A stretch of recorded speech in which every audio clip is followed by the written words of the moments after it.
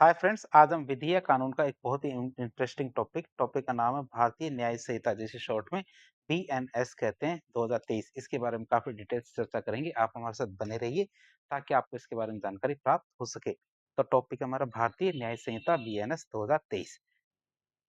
तो भारतीय न्याय संहिता 2023 भारत का नया मुख्य आपराधिक कानून है, मतलब क्रिमिनल कोड है। और इसने क्या किया, ब्रिटिश काल में बने हुए 163 साल पुराने भारतीय दंड संहिता, जो हमारा आईपीसी कानून था 1860 का, उसका स्थान ले लिया है। मतलब पहले हमारे 2023 से पहले यदि किसी को भी दंड दिया जाता था तो दंड किसके हिसाब से दिया जाता था? आईपीसी, मतलब इंडियन पिनल कोड 1860 के आधार पर दिया जाता था। अब 2023 में उसको बदल दिया गया है। किससे? बीएनएस, मतलब भारतीय न्याय संहिता से बदल दिया गया है।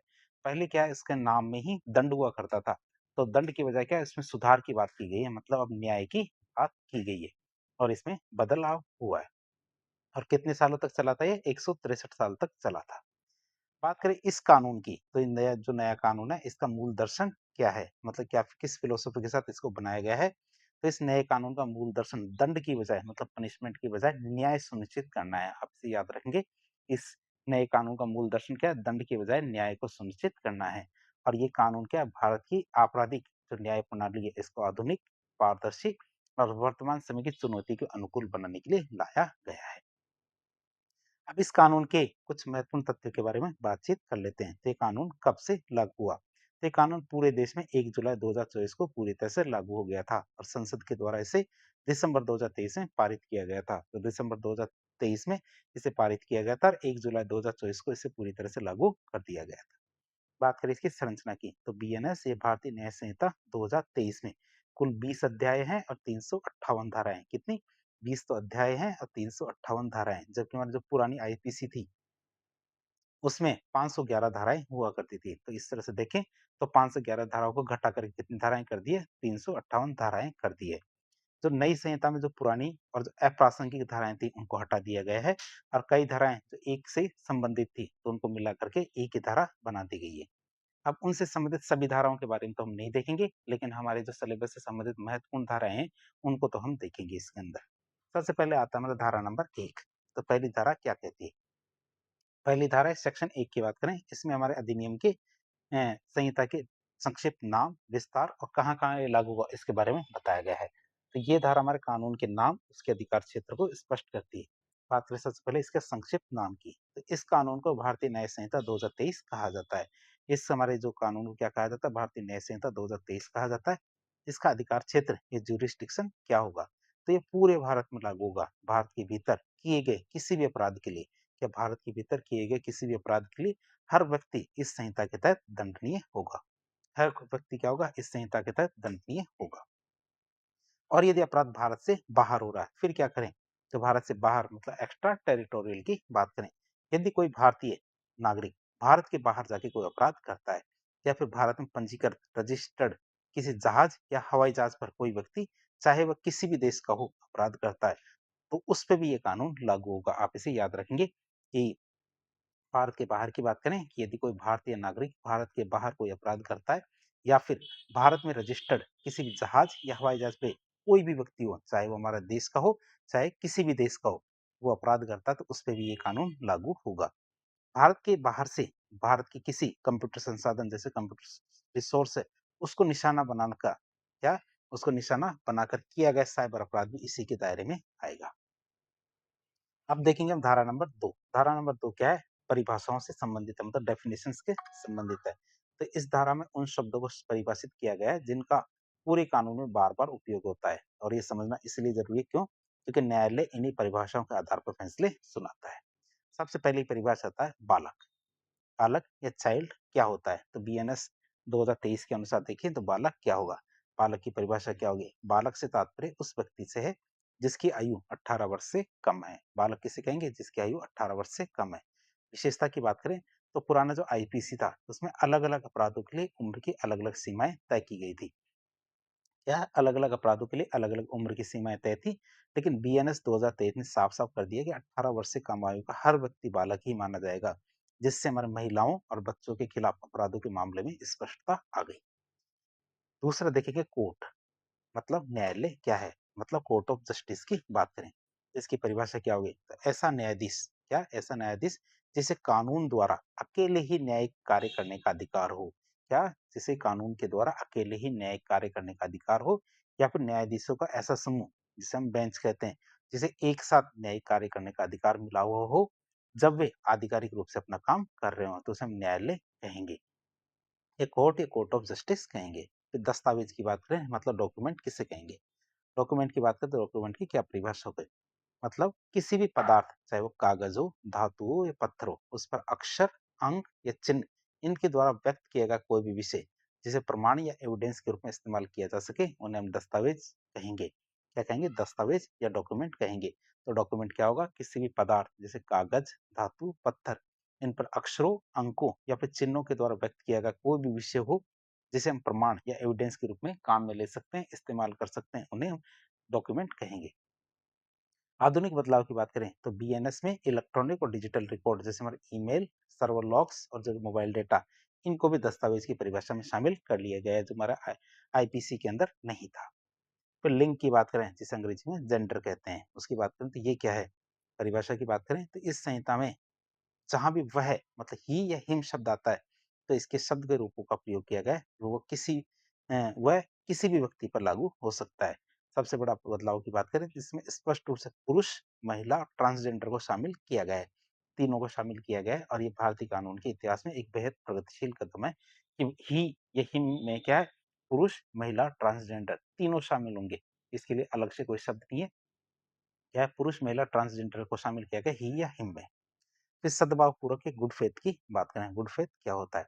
तो कोई भी काम सद्भावपूर्वक किया गया तभी माना जाएगा। जैसे डॉक्टर ने ऑपरेशन किया और ऑपरेशन में उसने कोई लापरवाही नहीं की, तो उसका काम कैसा माना जाएगा? सद्भावपूर्वक या गुड फेथ में किया हुआ काम माना जाएगा। और कब किसी का काम सद्भावपूर्वक या गुड फेथ में किया हुआ नहीं माना जाएगा? जब तक कि वह काम उचित देखभाल और ध्यान के साथ न किया गया हो। अरे!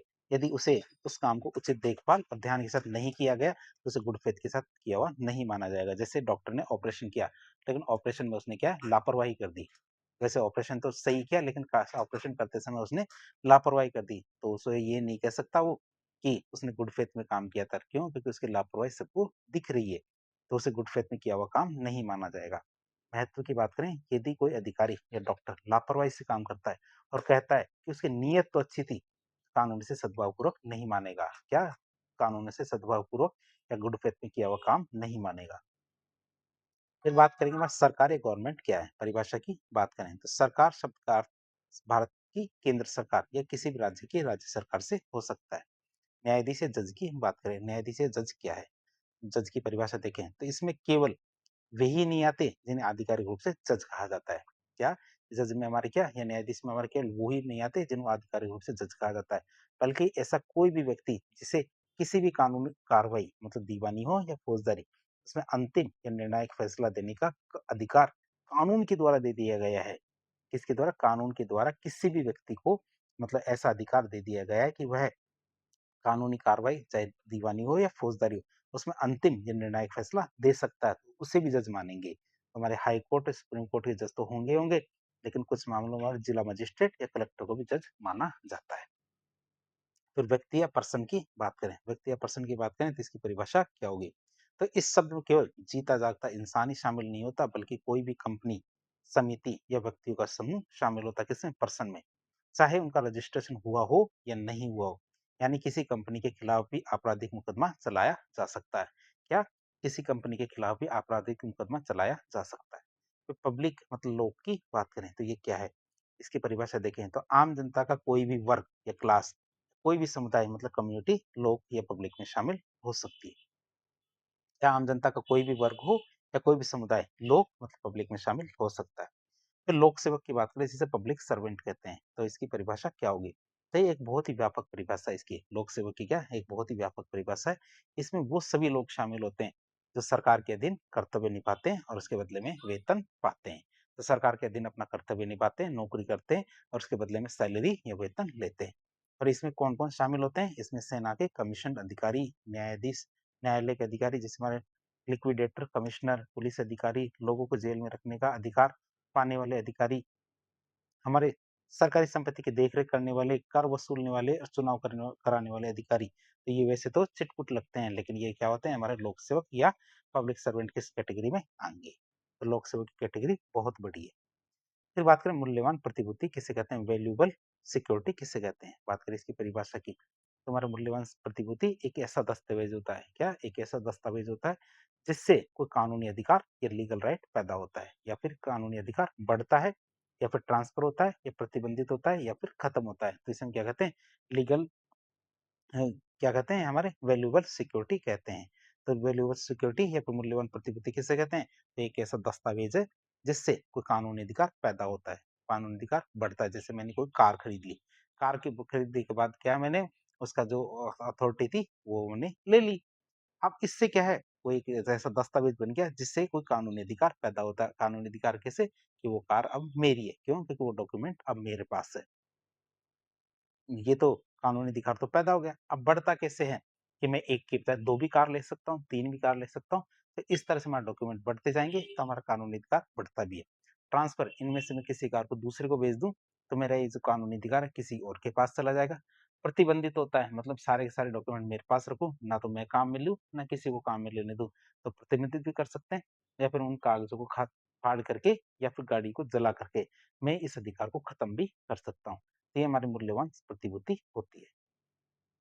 उदाहरण के लिए देखें, जैसे जमीन की रजिस्ट्री होती है, बैंक का चेक होता है, प्रोमिसरी नोट होता है, किराए का एग्रीमेंट होता है, वसीयत होती है। तो ये सब हमारे क्या, हमारे वैल्यूएबल एसेट्स के अंदर शामिल होते हैं।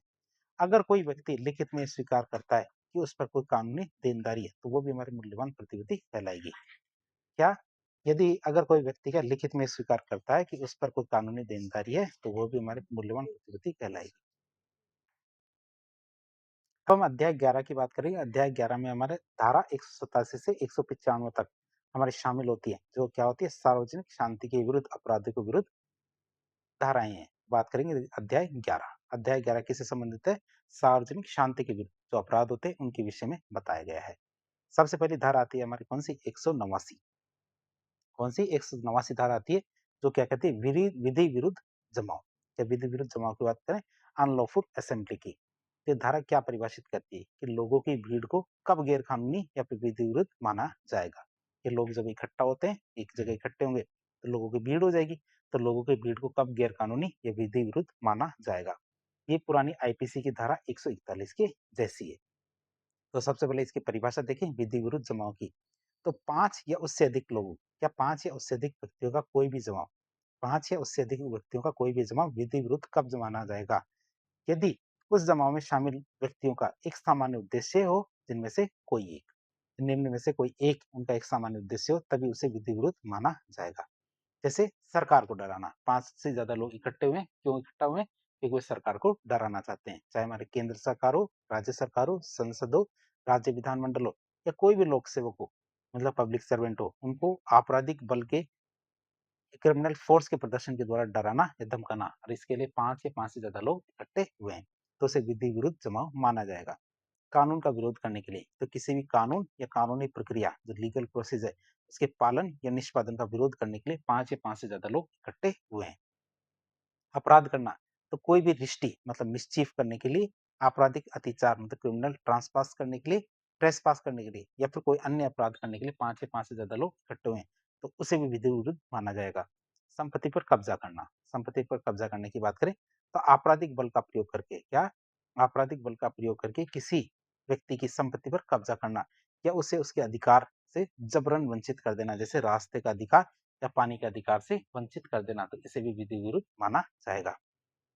मजबूर करना या फिर रोकना, तो आपराधिक बल का प्रयोग करके किसी व्यक्ति को वह काम करने के लिए मजबूर करना जिसके लिए वह कानूनी रूप से बाध्य नहीं है, या फिर वो काम करने के लिए से रोकना जिसके जो उसे कानूनी रूप से अधिकार मिला हुआ है। तो ये दोनों ही कार्य क्या है, तो हमारे विधि विरुद्ध माने जाएंगे, और इसके लिए 5 या 5 से ज्यादा लोग इकट्ठे होते हैं, तो जो जमाव है उसे विधि विरुद्ध माना जाएगा। धारा 190 में क्या बताया गया है, विधि विरुद्ध जमाव के प्रत्येक सदस्य की सामूहिक जिम्मेदारी होगी, मतलब 5 या 5 से ज्यादा लोग यदि इकट्ठे हो गए और किसी भी एक ने अपराध कर दिया, किसी ने किसी का मर्डर कर दिया या फिर मारपीट कर दी, और बाकी के 4 कहते हैं या इनमें से कोई एक कहता है कि मैं तो सिर्फ वहां खड़ा था, मैंने वहां तो केवल कुछ भी नहीं किया, करने वाला तो कोई और था, तो ऐसा नहीं माना जाएगा। यदि आप वहाँ खड़े थे तो आपकी भी ज़िम्मेदारी उतनी ही है जितनी ही जिसने अपराध किया है, तो आपकी भी उतनी की उतनी ही ज़िम्मेदार होगी यदि आप उस भीड़ के अंदर खड़े हैं तो। ऐसा नहीं है कि भीड़ को पूरा का पूरा ज़िम्मेदार माना जाएगा। इस धारा के अंदर, धारा 190 के अंदर। तो ये धारा हमारे न्यायशास्त्र के रचनात्मक दायित्व कंस्ट्रक्टिव लायबिलिटी के सिद्धांत पे आधारित है और इसका उद्देश्य क्या है? गैर कानूनी भीड़ का हिस्सा बनने वाले हर व्यक्ति की जिम्मेदारी तय करना है। तो ये हमारे गैर कानूनी रूप से जो भीड़ इकट्ठी हुई है उसका हिस्सा बनने वाले हर व्यक्ति की जिम्मेदारी ये तय करता है। बात करें पुरानी आईपीसी की धारा 149 की समकक्ष है। बात करें इसके बारे में, विवरण क्या है कि यदि किसी विधि विरुद्ध जमाव के किसी भी एक सदस्य के द्वारा उस जमाव के सामान्य उद्देश्य को पूरा करने के लिए कोई अपराध कर दिया जाता है, कॉमन ऑब्जेक्ट को पूरा करने के लिए कोई अपराध किया जाता है, या फिर कोई ऐसा अपराध किया जाता है जिसके बारे में सदस्य को तो पहले ही पता था कि वो हो सकता है। जब वो इकट्ठा हुए थे उससे पहले से पता था कि यहाँ ये लोग इकट्ठा होंगे तो भीड़ उग्र हो सकती है और उग्र होने के बाद इस तरह का अपराध हो सकता है। तो अपराध होने के समय उस भीड़ का हिस्सा रहा प्रत्येक व्यक्ति, या जो जमाव या भीड़ का हिस्सा रहा प्रत्येक व्यक्ति उस अपराध का समान रूप से दोषी माना जाएगा। तो या तो पूरी की पूरी भीड़ कोई अपराध कर दे, या भीड़ में से कोई एक व्यक्ति ऐसा अपराध कर दे, या फिर पहले से पता था सबको कि वो भीड़ इकट्ठा हो रही है और अपराध होने की आशंका है, तो उस भीड़ का प्रत्येक व्यक्ति उस अपराध का समान रूप से दोषी माना जाएगा। सीधे सीधे अर्थ में देखें तो इसका मतलब है कि यदि आप किसी गैर कानूनी भीड़ का हिस्सा है और भीड़ में से कोई एक व्यक्ति किसी की हत्या कर देता है या फिर किसी संपत्ति को जला देता है, तो आप ये कह के बच के नहीं निकल सकते कि मैंने कुछ नहीं किया। कानून की नजर में भीड़ में मौजूद हर व्यक्ति उस हत्या का या फिर आगजनी का उतना ही दोषी माना जाएगा जितना कि वह व्यक्ति जिसने वो असलियत में अपराध किया है। अब हम देखेंगे धारा नंबर 191 के बारे में। धारा नंबर 191 के बारे में बात करें, जो क्या बताते हैं? बलवा के बारे में बताते हैं। बलवा मतलब राइटिंग। क्या राइटिंग मतलब? दंगे। सीधे भाषा में तो कहते हैं दंगे करना, हिंदी में से कहते हैं बलवा करना। तो उसकी सजा के बारे में बताती है। ये धारा बलवा मतलब दंगे मतलब राइटिंग की परिभाषा और इसकी सजा का प्रावधान करती है। और इसे हमारे 3 उपधाराओं में बांटा गया है। कितने? 3 उपधाराओं में बांटा गया है हमारे 191 को। पहली धारा आती है हमारे कौन सी? 191 एक। ये हमारे बलवा की परिभाषा बताती है, मतलब दंगे की परिभाषा बताती है। क्या बताती है? जब किसी विधि विरुद्ध जमाव मतलब अनलॉफुल असेंबली के द्वारा या फिर उसके किसी भी सदस्य के द्वारा, पूरे के पूरे जमाव के द्वारा या फिर उसमें से किसी एक सदस्य के द्वारा अपने सामान्य उद्देश्य को पूरा करने के लिए बल या फिर हिंसा का प्रयोग किया जाता है। क्या? सामान्य उद्देश्य को पूरा करने के लिए बल या हिंसा का प्रयोग किया जाता है, तो उस जमाव के प्रत्येक सदस्य को बलवा मतलब राइटिंग का दोषी माना जाएगा। और पुरानी आईपीसी की धारा 146 के समकक्ष मतलब उसमें भी यही बताया गया है। बात करें कि बिना हिंसा के भीड़ धारा 189 में रहती है कि बिना हिंसा हिंसा नहीं हुई है, हिंसा नहीं हुई तो उस पे धारा 189 लगेगी। लेकिन जैसे ही हिंसा या बल का प्रयोग कर दिया गया है तो धारा 191 एक के तहत बलवा बन जाती है। तो आप इसे याद रखेंगे। यदि भीड़ इकट्ठी हुई है लेकिन उन्होंने कोई दंगा नहीं किया, कोई भी अनलॉफुल एक्टिविटीज नहीं की है, तो हमारी क्या ऐसी धारा 189 में रहेगी। लेकिन उन्होंने कोई भी दंगा कर दिया, हिंसा कर दी या बल का प्रयोग किया, तो धारा 191 एक के तहत बलवा मतलब राइटिंग या दंगा माना जाएगा। फिर आता है 191 दो। 191 दो की बात करें तो बलवा के लिए साधारण सजा। कोई भी बलवा करने का दोषी होगा उसे 2 वर्ष तक के कारावास या जुर्माना या फिर दोनों से दंडित किया जा सकता है। और ये कॉग्निजेबल अपराध होगा, एक संज्ञेय अपराध होगा। और पुरानी आईपीसी की धारा 147 में इसके बारे में बताया गया था। फिर बात करें 191 3 मतलब घातक हथियार के साथ बलवा करना, जिसे गंभीर रूप से माना जाएगा। घातक हथियारों के साथ बलवा मतलब दंगे करना। यदि कोई व्यक्ति किसी घातक हथियार मतलब डेडली वेपन या फिर किसी ऐसी चीज से लैस होकर बलवा करता है, क्या? यदि कोई व्यक्ति किसी घातक हथियार जैसे डेडली वेपन या किसी ऐसी चीज से लैस होकर लाके बलवा या दंगे करता है जिससे प्रहार करने पर किसी की मौत होने की संभावना है, क्या? जिसका यदि प्रहार कर दिया जाए तो उससे क्या किसी की मौत हो सकती है, तो सजा 2 साल से और भी ज्यादा बढ़ जाएगी। और ऐसे मामलों में से 5 साल का कारावास, जुर्माना या दोनों से भी दंडित किया जा सकता है। और पुरानी आईपीसी की धारा 148 में इसका वर्णन किया गया है। अगली धारा आती है हमारी कौन सी? 194। 194 की बात करें तो इसमें हमारा दंगा मतलब एफरे की परिभाषा और सजा के बारे में बताया गया है। दंगे की परिभाषा और सजा के बारे में बताया गया है। ये धारा हमारे सार्वजनिक स्थानों पर होने वाली जो लड़ाई झगड़े हैं, दंगे, उनको परिभाषित करती है। कहाँ पे? सार्वजनिक स्थानों पर होने वाले दंगे के बारे में बताती है और उसके लिए दंड का भी प्रावधान करती है। और पुरानी आईपीसी की धारा 159 और 160 के अनुसार ये है। क्या? पुरानी आईपीसी की धारा 159 और 60 के समकक्ष है। बात करें धारा 194 एक की, 194 एक क्या कहता है? जब 2 या अधिक व्यक्ति तब क्या 2 या अधिक व्यक्ति किसी सार्वजनिक स्थान मतलब पब्लिक प्लेस पर लड़कर लोक शांति मतलब पब्लिक पीस में विघ्न या बाधा डालते हैं। क्या है? स्थिति क्या है? 2 व्यक्ति या फिर 2 से ज़्यादा व्यक्ति कोई सार्वजनिक स्थान जैसे कि ट्रेन है, रेलवे स्टेशन है, बस स्टेशन है, कोई भी सार्वजनिक स्थान है, वहाँ पे लड़ते हैं और लड़ने की वजह से क्या है? लोक शांति या पब्लिक पीस में बाधा डलती है। तो कहा जाता है कि वे दंगा कर रहे हैं। दोनों के दोनों हमारे क्या है? दंगा कर रहे हैं। अब दंगे की महत्वपूर्ण शर्त क्या है? दंगे के लिए जगह का सार्वजनिक होना बहुत ज़्यादा ज़रूरी है। क्या दंगे के लिए क्या सार्वजनिक होना जगह का सार्वजनिक होना बहुत ज़्यादा ज़रूरी है। यदि 2 लोग अपने घर के अंदर मतलब निजी स्थान पर लड़ रहे हैं, ऐसा नहीं कह सकते कि पति-पत्नी घर के अंदर लड़ रहे हैं। तो ये नहीं कह सकते कि वो दंगा कर रहे हैं। इसके लिए क्या लड़ने की जगह कैसी होनी चाहिए? सार्वजनिक होनी चाहिए। घर के अंदर होने वाली लड़ाई को दंगा नहीं माना जाएगा। दंगा बाहर होना चाहिए और बाहर की शांति भंग हो तभी उसे दंगा कह सकते हैं। तो वह दंगा नहीं माना जाएगा यदि वो घर के अंदर हो रहा है तो। बात करें यदि 2 व्यक्ति बाहर मतलब सार्वजनिक स्थान पे दंगा कर रहे हैं तो उसकी सज़ा क्या होगी?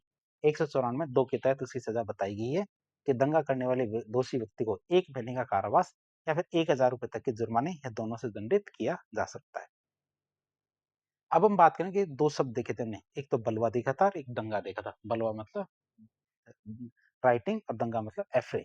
इन दोनों में क्या अंतर है? बलवा हमारे 193 धारा के अंदर बताया गया था। उसमें क्या था? कम से कम 5 लोग होने ज़रूरी है।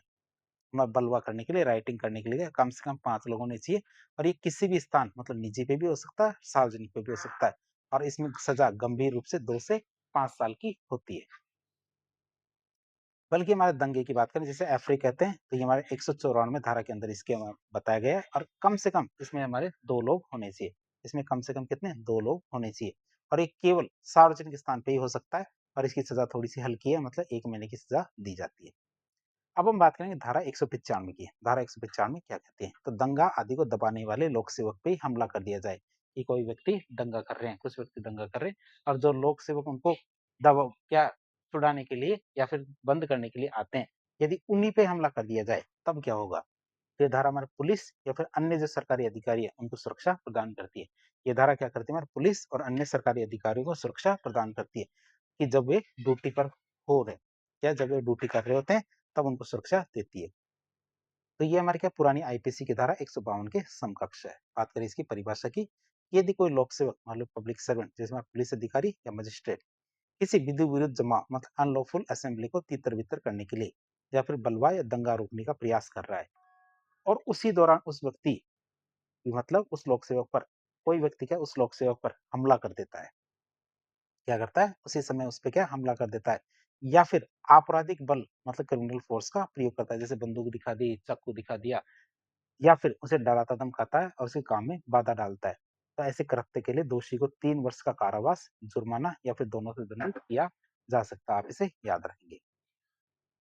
बात करेंगे अगली अध्याय की, अध्याय नंबर 12। अध्याय नंबर 12 क्या कहता है? धारा 196 से 203 के बारे में बताता है, जो क्या लोक सेवकों के द्वारा उनसे संबंधित अपराधों के विषय में, कि लोक सेवकों के द्वारा या फिर उनसे संबंधित कौन-कौन से अपराध है, उनके विषय में बताता है। धारा 196 क्या कहती है? तो विभिन्न समूहों के बीच में शत्रुता या नफरत को बढ़ावा देना। यह देश में सांप्रदायिक और सामाजिक सद्भाव बनाए रखने के लिए, यह देश में क्या सांप्रदायिक और सामाजिक सद्भाव बनाए रखने के लिए एक बहुत ही महत्वपूर्ण और कठोर धारा, कौन सी धारा? 196। और इसे अक्सर क्या हमारे हेट स्पीच के मामलों में लगाया जाता है। धारा 196 किसके मामले में लगाई जाती है? हेट स्पीच के मामले में लगाई जाती है। और ये हमारी पुरानी आईपीसी की धारा 153 ए के समकक्ष है, 196 नंबर की धारा। बात करें इसमें अपराध क्या है? अपराध के बारे में बताया गया 196 एक में। मतलब जो कोई भी बोले गए या लिखे गए शब्दों के द्वारा, जो कोई भी क्या हमारे बोले गए, लिखे गए शब्दों के द्वारा या संकेतों के द्वारा या फिर चित्रों के द्वारा, क्या बोले गए या लिखे गए शब्दों के द्वारा, संकेतों के द्वारा या चित्रों के द्वारा धर्म, मूल वंश मतलब रेस, जन्म स्थान, निवास, भाषा, जाति और समुदाय, इनके आधार पे कौन-कौन से आधार हमारे धर्म, मूल वंश, जन्म स्थान, निवास, भाषा, जाति या समुदाय के आधार पे विभिन्न गुटों के बीच में शत्रुता, घृणा मतलब हेट्रेड और वैमनस्य की भावना पैदा करता है या फिर ऐसा पैदा करने के प्रयास करता है। या कोई ऐसा काम करेगा या कोई ऐसा काम करे जो हमारा लोक शांति मतलब सौहार्द बनाए रखने के लिए हानिकारक हो। तो इन सब को हमारे क्या है इसी धारा के अंदर गिना जाएगा और अपराध माना जाएगा। इस पे सजा क्या होगी? तो इस सामान्य अपराध के लिए इस सामान्य अपराध के लिए 3 वर्ष का कारावास, जुर्माना या दोनों का प्रावधान किया गया है। धार्मिक स्थल पर यदि ऐसा किया जाता है, मतलब वैमनस्य फैलाने का काम किया जाता है, कहाँ पे? धार्मिक स्थल पे, तो धारा 196 2 इस पे लागू होगी। यदि यही अपराध किसी पूजा के स्थान, मतलब प्लेस ऑफ वर्शिप पे, जैसे मंदिर, मस्जिद, गुरुद्वारा, चर्च, इनमें या किसी धार्मिक जमावड़े में किया जाता है, जैसे कोई भंडारा लगा हुआ है या फिर कोई रैली चल रही है या फिर कोई धार्मिक यात्रा चल रही है, तो ऐसे जमावड़े में किया जाता है, तो ये और भी गंभीर माना जाएगा और इसके लिए हमारे 5 साल तक का कारावास या फिर जुर्माने की सजा मिल सकती है। आप इसे याद रखेंगे। वैसे तो इसे 3 साल का कारावास था, लेकिन क्या है, यदि वो किसी धार्मिक जमावड़े में या फिर पूजा के स्थान पे किया जाता है, तो इसे 5 साल तक बढ़ाया जा सकता है। वेपन ड्रिल की बात करें, जिसे शस्त्र ड्रिल कहते हैं, जो हमारे सिखों के अंदर कई बार होती है। यदि कोई व्यक्ति इस इरादे से कोई व्यायाम, गतिविधि या ड्रिल आयोजित करता है कि प्रतिभागी किसी विशेष धार्मिक या नस्ली समूह के खिलाफ आपराधिक बल का प्रयोग कर सकेंगे, तो उससे भी 5 साल की सजा होगी। लेकिन वो क्या, एक सामान्य गतिविधि करता है, तो उसे कोई सजा नहीं है। लेकिन यदि वो इस इरादे से कर रहा है कि कोई व्यायाम, गतिविधि या ड्रिल का आयोजन करता है कि हमारे प्रतिभागी किसी विशेष, जो ये ड्रिल कर रहा है, किसी विशेष धार्मिक या नस्ली समूह के खिलाफ आपराधिक बल का प्रयोग करेंगे, तो उससे भी हमारे 5 साल की सजा हो सकती है। अगली धारा आती है हमारे कौन सी? 197। 197 क्या कहती है? राष्ट्रीय अखंडता पर प्रतिकूल प्रभाव डालने वाले लांछन या दावों की बात करें। क्या राष्ट्रीय अखंडता पर प्रतिकूल प्रभाव डालने वाले कौन कौन से लांछन या दावे हैं? तो ये धारा क्या है? ऐसे बयानों और कृत्य को रोकती है। ये धारा क्या करती है? ऐसे बयानों और कृत्य को रोकती है जो भारत की एकता, अखंडता, मतलब नेशनल इंटीग्रेशन या फिर संप्रभुता के लिए खतरा पैदा करते हैं। तो ये धारा क्या करती है? ऐसे बयानों और कृत्य को रोकती है जो भारत की एकता, अखंडता, मतलब नेशनल इंटीग्रेशन या फिर संप्रभुता के लिए खतरा पैदा करते हैं। तो ये हमारी पुरानी आईपीसी की धारा 153 बी के समकक्ष है। किसके समकक्ष है? यह आईपीसी की धारा 153 बी के समकक्ष है। बात करें इसमें अपराध क्या है, कि कोई भी लिखित या मौखिक या संकेतों के माध्यम से, या कोई भी व्यक्ति यदि लिखित, मौखिक या संकेतों के माध्यम से ये दावा करता है या फिर ऐसी चीजें फैलाता है कि किसी विशेष धर्म, एक विशेष जाति या भाषा से संबंधित वर्ग के लोग भारत के प्रति संविधान की भारत के संविधान के प्रति सच्ची श्रद्धा नहीं रखते हैं। क्या भारत के संविधान के प्रति क्या सच्ची श्रद्धा नहीं रखते हैं? कई बार कहते हैं ना, ये फला-फला धर्म के लोग, फला-फला जाति के लोग क्या है, हमारे भारत के संविधान के प्रति क्या सच्ची श्रद्धा नहीं रखते हैं या फिर भारत की संप्रभुता का सम्मान नहीं करते हैं। तो किसी विशेष वर्ग के लोगों, जैसे उनके धर्म या जाति की वजह से, या उनकी धर्म या जाति की वजह से भारतीय नागरिक के रूप में उनके अधिकारों से वंचित कर दिया जाता है। क्यों? क्योंकि उनका विशिष्ट धर्म है, कोई खास धर्म है या फिर कोई जाति है। तो इसी वजह से उनके अधिकारों से उनको वंचित कर दिया जाता है, या फिर कोई ऐसी बात फैलाता है जिससे विभिन्न समूह के बीच में भय या फिर अविश्वास पैदा हो, तो हमारे इसी धारा के अंदर उसको अपराध माना जाएगा। धारा 197 के अंदर उसको अपराध माना जाएगा। इसके तहत उसमें कौन सी सजा होगी? तो ऐसे कृत्य के लिए 3 वर्ष तक का कारावास या जुर्माना या दोनों का एक प्रावधान किया गया है। बात करें ऐसी कार्य हमारे धार्मिक स्थल पे किया जाए तो क्या होगा? धार्मिक स्थल पर यदि अपराध होता है ये, तो धारा 197 2 के तहत उसको गिना जाएगा। यदि उपयुक्त अपराध किसी पूजा के स्थान या धार्मिक सभा में किया जाता है, सजा को बढ़ा करके 5 वर्ष का कारावास, जुर्माना कर दिया जाएगा। कि 5 वर्ष का कारावास और जुर्माना कर दिया जाएगा।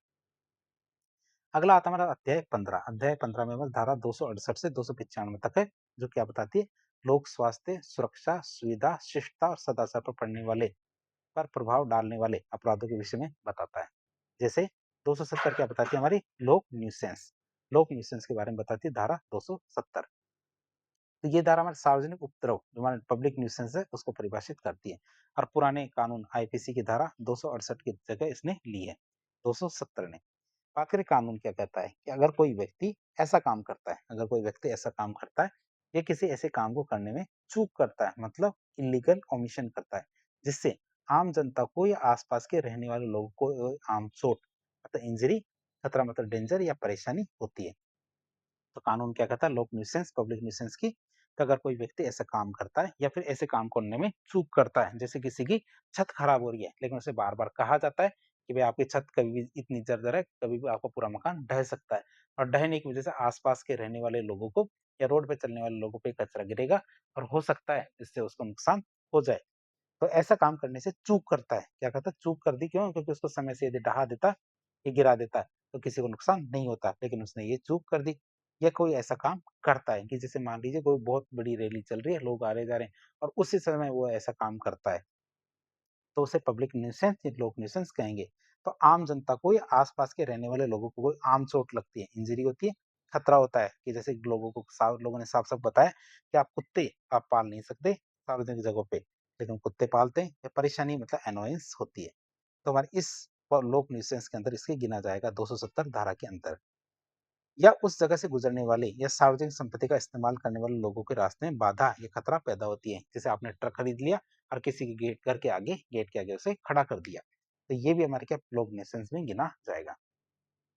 आसान शब्दों में देखें तो कोई भी ऐसा काम जिससे पूरे मोहल्ले या समाज के लोगों की शांति भंग हो जाए और उससे परेशानी हो तो और या फिर उनके स्वास्थ्य को खतरा हो कि जैसे आप क्या करें एक ट्रक खरीद लिया और किसी के घर आगे उसे पी पोपो मतलब उसके हॉर्न बजा रहे हैं तो उनके स्वास्थ्य को खतरा होता है। जैसे हमारे रिहायशी इलाके में जहरीला धुआं छोड़ दिया जाए या बीच सड़क पे कोई ढांचा खड़ा कर दिया जाए और खड़ा करके क्या बीच रोड पे कि भैया एक टपरी लगा दी या फिर कोई दुकान लगा दी बीच रोड पे, तो ये हमारे लोक न्यूसेंस में आएगा। तो इस धारा की में अपराध की परिभाषा है, जबकि इसमें सजा के प्रावधान अलग-अलग धाराओं में किए गए हैं।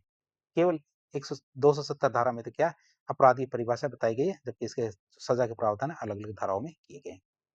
फिर 294 की बात करें, धारा 294 क्या कहती है? अश्लील पुस्तकों का विक्रय या अश्लील पुस्तकों के विक्रय की बात करें, सेल्स ऑफ ऑब्सेंस बुक्स। तो ये धारा समाज में अश्लीलता फैलाने वाली, ये धारा क्या करती है? समाज में अश्लीलता फैलाने वाली मतलब ऑब्सनिटी फैलाने वाली सामग्री के व्यापार और वितरण पे रोक लगाती है। किस पे रोक लगाती है? अश्लीलता फैलाने वाली सामग्री के व्यापार और वितरण पर रोक लगाती है। सबसे पहले देखेंगे अश्लीलता आखिर होती क्या है? अश्लीलता का मतलब क्या है? तो कानून के अनुसार कोई भी किताब, पर्चा, चित्र, पेंटिंग या फिर कोई इलेक्ट्रॉनिक सामग्री हो जिसमें डिजिटल वीडियो हो, डिजिटल फोटो अश्लील तभी मानी जाएगी जो वो कामुक हो। कैसे हो? कामुक हो और लोगों की कामुक प्रवृत्तियों को उभारती हो, उसे देखने वालों को नैतिक रूप से भ्रष्ट कर सकती है, तभी उसे अश्लील माना जाएगा। अपराध की बात करें, यदि कोई व्यक्ति ऐसी अश्लील सामग्री को बेचता है, किराए पर देता है या लोगों को बांटता है, फ्री में भी बांट देता है या फिर सार्वजनिक रूप से प्रदर्शित करता है। क्या कहते हैं? सार्वजनिक रूप से प्रदर्शित करता है, आयात निर्यात करता है या फिर इस व्यापार से मुनाफा कमाता है, तो इसे इसका दोषी माना जाएगा।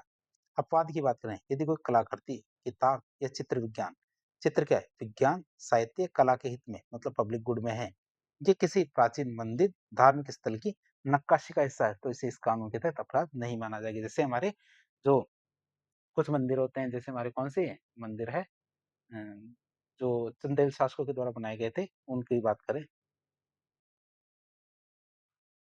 तो हमारे मध्य प्रदेश के जो खजुराहो के मंदिर है, तो उनकी बात कर रहे हैं ये कि कोई भी जैसे प्राचीन मंदिर है, जैसे राजस्थान में भी कई मंदिर हमारे जैसे हाड़ौती में भी है, बाड़मेर में भी है, तो हमारे जो खजुराहो के मंदिर है, जो हमारे चंदेल शासकों के द्वारा बनाए गए थे, उसमें हमारे क्या है, कई बार क्या अश्लीलता हो सकती है। मतलब ये ऐसी जो क्यों? क्योंकि वो कला का हिस्सा है। किसका हिस्सा है? कला का हिस्सा है, साथ ही साथ क्या धार्मिक स्थल की नक्काशी का हिस्सा है, इसलिए उसे कानून के तहत अपराध नहीं माना जाएगा। लेकिन यदि कोई व्यक्ति ऐसा करता है तो उसको सजा हो सकती है। सजा की या पनिशमेंट की बात करें तो यदि पहली बार करते हुए पकड़ा जाता है तो 2 साल की जेल और 5,000 रुपए का जुर्माना उस पे हो सकता है। और दूसरी बार या बार-बार वो अपराध करता है तो 5 साल तक की जेल और 10,000 रुपए तक का जुर्माना उसे हो सकता है। अब ये अपराध क्या है? कैसे हैं बढ़ जाए कि बच्चों को यदि अश्लील सामग्री बेची जाए। किसको? बच्चों को यदि अश्लील सामग्री बेचने की बात करें, तो ये धारा 194 का एक अधिक सख्त रूप है, जिसे हमारे विशेष रूप से बच्चों की सुरक्षा के लिए बनाया गया है। किसके लिए? बच्चों की सुरक्षा के लिए जिसे बनाया गया है। कानून क्या कहता है? यदि कोई व्यक्ति धारा 294 में बताई गई कोई भी अश्लील सामग्री, चाहे हमारी किताब हो, वीडियो हो, चित्र हो, 18 साल से कम उम्र के किसी बच्चे को बेचता है, किराए पे देता है, बाँटता है या उसे दिखाता है, तो वो इस धारा के तहत अपराधी माना जाएगा। बात करें इसकी सज़ा की, इसकी पनिशमेंट की बात करें, तो यदि वो पहली बार पकड़ा जाता है, तो पहली बार पकड़े जाने पर 3 साल की जेल और 2,000 रुपए का जुर्माना होगा। और दूसरी बार या बार-बार पकड़ा जाएगा, तो उसे 7 साल की जेल और 5,000 का जुर्माना हो सकता है। फिर आता है हमारा धारा अध्याय 16। अध्याय 16 में धारा 296 से 300 तक है, जो धर्म से संबंधित अपराधों के बारे में बताती है। इसमें धारा 296 में क्या कहते हैं? अश्लील कार्य और गानों की बात करें, ऑब्सेंस एक्ट एंड सॉन्ग्स की बात करें, तो ये धारा हमारा सार्वजनिक स्थानों पर अश्लील हरकतों और गानों के जरिए क्या अश्लील हरकतों और गानों के जरिए दूसरों को असहज या फिर परेशान करने से संबंधित है। अरे पुराने आईपीसी कानून की धारा 294 के तहत लागू की गई है। कानून क्या कहता है? यदि कोई व्यक्ति दूसरों को परेशान करने के इरादे से या यदि कोई व्यक्ति दूसरों को परेशान करने के इरादे से क्या किसी सार्वजनिक स्थान जैसे हमारे पार्क हो, सड़क हो या बाजार हो, वहाँ पे कोई अश्लील हरकत करता है, ऑब्सेंस एक्ट करता है या फिर किसी सार्वजनिक स्थान पर या उसके आस-पास अश्लील गाने गाता है, गाता गाता है या फिर कोई शब्द बोलता है या शब्दों को गाता है, तो उसे इस कानून के अंतर्गत अपराध माना जाएगा। उसकी सज़ा की बात करें तो उसे क्या सज़ा होगी?